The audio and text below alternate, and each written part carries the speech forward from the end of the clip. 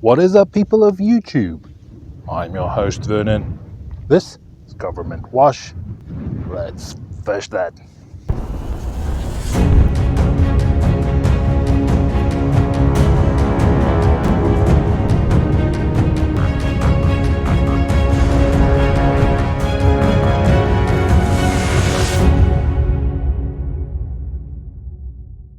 Alright, ladies and gents, today we're going to be taking our fishing equipment, going down to the water, and doing some fishing here at Upper Government Wash. But before we do that, I quickly just want to hijack this video for a moment. Now, at the beginning of this year, I did a little video where I talk about changes coming to Finally Fishing. So this little video here, basically that video was just saying that my time here in Vegas is coming to an end. We are moving to a new place. Now, I still don't have an exact date for when we're leaving, but it will be somewhere during the summer months. But I kind of got the idea that I want to do a separate little playlist, something where I call it Goodbye Las Vegas or Viva Las Vegas or anything like that. I'm going to create a separate playlist where I want to do specific videos where I kind of fish for the last time at certain spots. And that is basically what this video is going to be out there today. So I'm going to reminisce a bit before we get to the fishing. Alright, so the first time I came to Upper Government Wash, I used the fish brain app, and I was looking for a spot where people have recently caught fish, and it just so happened that Upper Government Wash was that particular spot. So this is where I first made my first trip to Lake Mead, and back then the particular spot behind me, between me and the next hill there was actually water. You couldn't get to that hill, there was water in the way, and of course nowadays no water near this little spot. But this was the particular spot I chose, and I actually threw out some night crawlers, hoping for anything. I will go for night crawlers, of course. And there was a particular good looking fish bed that I was trying to target with some lures. Turns out that was not a fish bed, it was actually a fire pit. Someone put some stones in a circle, so what I thought was a fish bed was actually a fire pit underwater. I did have some success and get my first channel catfish. And to be honest, Upper Government Wash has always been pretty good to me. This is also where I caught my first carp here in Lake Mead, as well as getting my first largemouth bass. That was actually here, and some new live listers, something like little redfin shad. All of those fish I got in this particular spot. Alright, so let's talk about some of the challenges for today. First and foremost, it's a very windy day, so going to the opposite bank there, the wind is blowing directly that way. It's going to be noisy, difficult to fish. And in this particular spot, some of the deeper access points, we already got people fishing there, meaning I'm kind of left to fish in the shallows, which is not necessarily a bad thing. This time of year, especially seeing how we had a couple of warm days, a couple of cold days again, and it's slowly warming up again. Waters are getting warmer, fish are coming up to the shallows to spawn. Now, I've been seeing quite a lot of carp in this area, quite a lot of carp activity, but the carp, when they're going into the spawn, they won't feed. For that reason, I'm not going to try and target carp today, because I'm not quite sure whether they are spawning yet or not. Might throw out a rod and get nothing on that the entire day, so I'm not going to do something like that. I'm rather going to go for some baits to soak out there, and I'm just going to put on 2 little hooks. You're allowed 2 hooks per line here in Lake Mead. And the bottom one, I have a little piece of night crawler, hoping for maybe some channel catfish, or maybe if the carp are feeding, they might go for that as well. And the top one, little piece of anchovy. Don't think there will be stripers this shallow, but also again, the catfish might go for that. And on the second rod, going to be throwing around some lures, seeing if maybe in between these structures and grasses, if there's any bass up shallow, trying to make beds yet, or just moving around, seeing if we get any fish out there.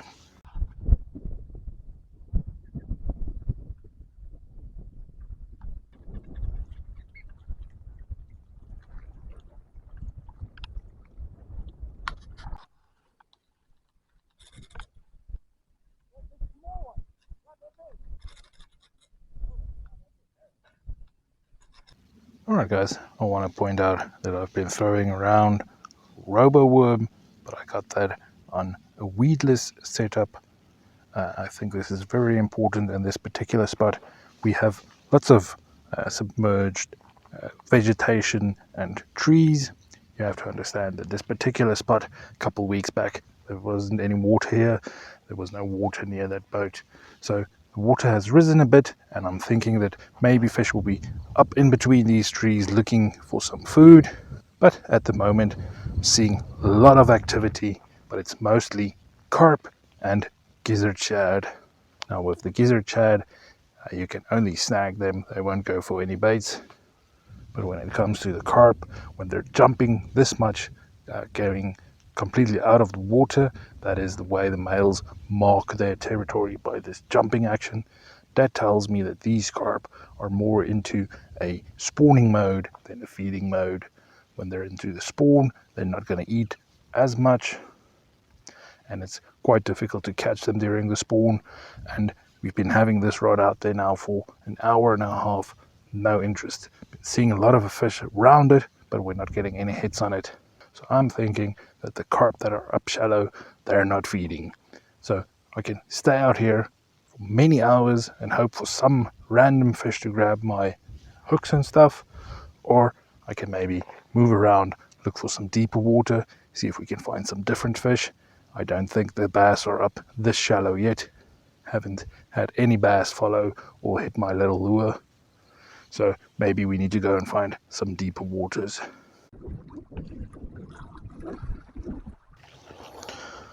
Right, so the automatic hook set, it just went off, but I could see it pulling and then suddenly popping loose. So I think we lost the fish. So I'm quickly gonna just reel it in and rebait.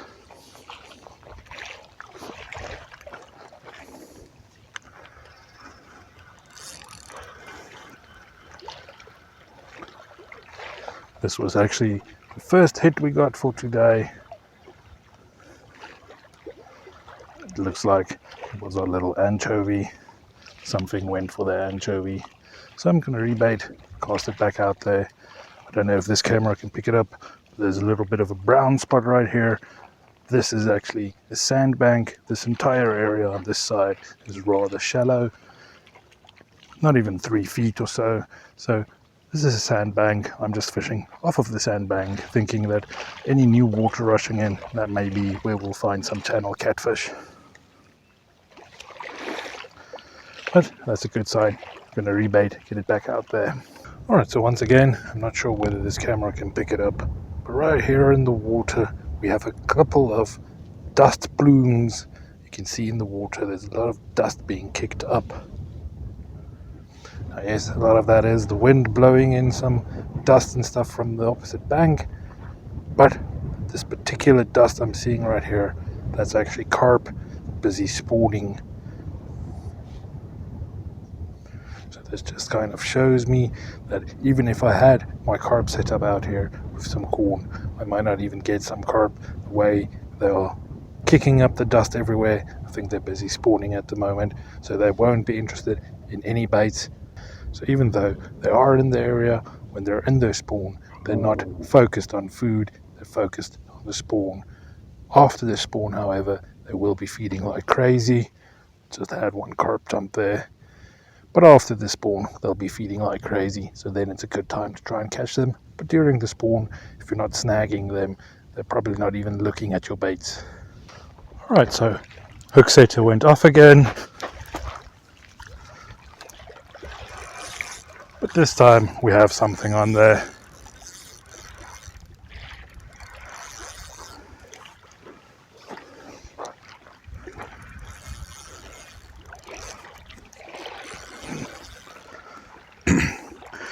Using 6-pound test line, so I'm not going to try and force in this fish, whatever it is.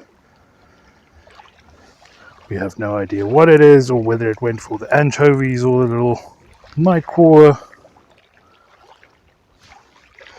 But most likely going to be a little channel cat.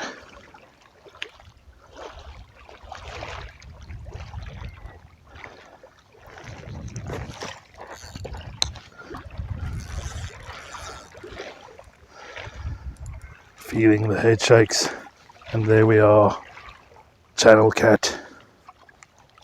He went for the actual night crawler, not the anchovies.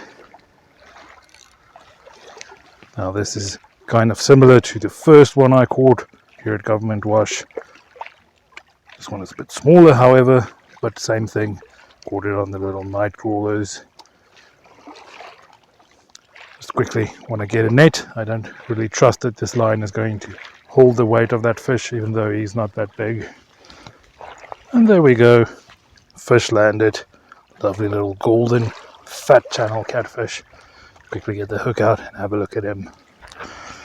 There we are. Lovely little fat channel catfish.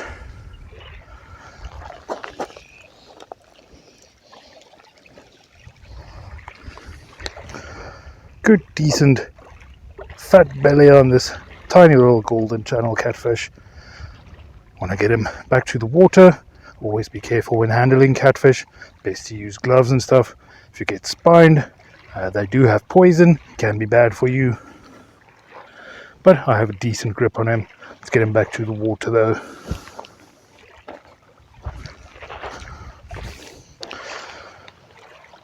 Lovely little channel catfish. And back in the water, down he goes. Took a couple of hours, but getting into the deeper water seems to have done the trick.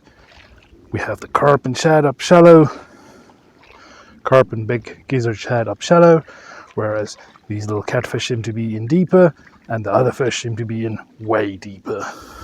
Alright guys, so the wife actually managed to catch a channel catfish earlier this year, but I didn't. So that channel catfish was my first catfish for this year, and I'm pretty happy to have caught him, because that little catfish shows me that even though everything has changed, nothing's changed. What do I mean by that?